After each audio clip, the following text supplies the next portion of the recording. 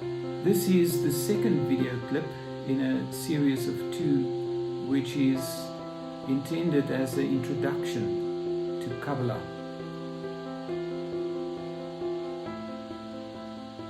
The teachings about the soul in Kabbalah is very complex. But for purposes of our discussion, I will refer to it for illustrative purposes only, and therefore will keep it very high level. In essence, the soul should be seen as having three levels. The lowest is the nefesh, or the instinctual self.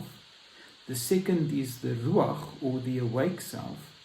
And the third is the neshama, or the divine self. So let's get back to the nefesh, or the lower self. This has been defined in modern psychology as the subconscious, or the unconscious. The nefesh is seen as a distinctly separate part of a person. More specifically, it is a separate consciousness distinguishable from the conscious mind. Also, the nefesh is not unconscious, although it is not conscious of the fact that it is conscious. Try and get your head around that one. As it's said in Kabbalah, it knows but does not know that it knows. In Kabbalah, it is said that everything, mineral, vegetable, and animal, has an instinctual soul. It is this soul that keeps our bodies function without a conscious intervention. In other words, it is this that keeps you breathing, your heart pumping, without you telling it to do so all the time.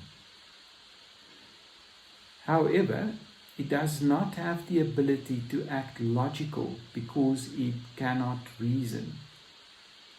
If your nefesh accepts the idea that it no longer wants to live, it will attempt to destroy the body, even though the logical self has no intention to die. You can therefore understand the dilemma you would face if your nefesh decides that it is time for you to die. It is believed that nefesh can even cause sickness in your body. In Kabbalah, there are techniques to make sure that you stay on friendly terms with your nefesh. It is believed that much of the suffering of man is due to a breakdown of this relationship with his nefesh.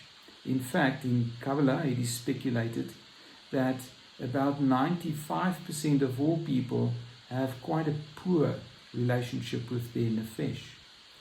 I'm not going to cover the other two elements of the soul in more detail here, but rather continue with my focus on the nefesh and provide examples of the practical application.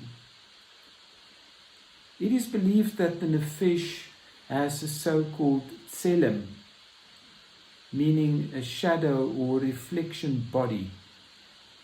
Like a shadow, it is quite subtle. Go out on a sunny day and watch your own shadow. It is there, but you cannot touch it. It follows you wherever you go and is connected to your body, but it cannot be felt. It is, however, moving all over and covers everything as you pass them. It is said that the tselem, or the shadow body of the nefesh, is closely emerged with every cell of your body. Therefore, it has the power to cause sickness in the body. And now it gets even more interesting. In addition to having a shadow body, the nefesh is said to be sticky. Yes, through your senses, it daily ties itself to every material thing you encounter through your senses. In other words, as you walk and you touch something, your nefesh builds a subtle bond with that thing. As you look at something, your nefesh builds a subtle bond to whatever you look at. As you smell something, the nefesh builds a bond with whatever you smell. As a result, we find that even after death, you can feel someone still present in a room where they would spend a lot of time. This is because their soul shadow literally lingers in that room. At a more physical level, the ability to create these bonds is the basis for the ability of a Kabbalist to move things around at a distance. These bonds are the basis for sensing from merely touching an object who has been in contact with that object before. It is also the basis for controlling not only animals but also people through secret techniques. Through these bonds, a Kabbalist can also send messages. Now, at this point, let's consider the full implication of what you've just been told. Do you recall the image in the first video clip of the baby holding the gun? Surely in the context of what I've just told you, it is clear why Kabbalah, and especially practical techniques, have remained tightly under the protection of a few.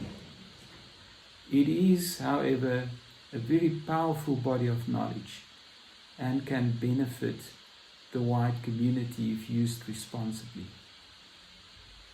That's all for now, and this concludes the second of these 2 video clips.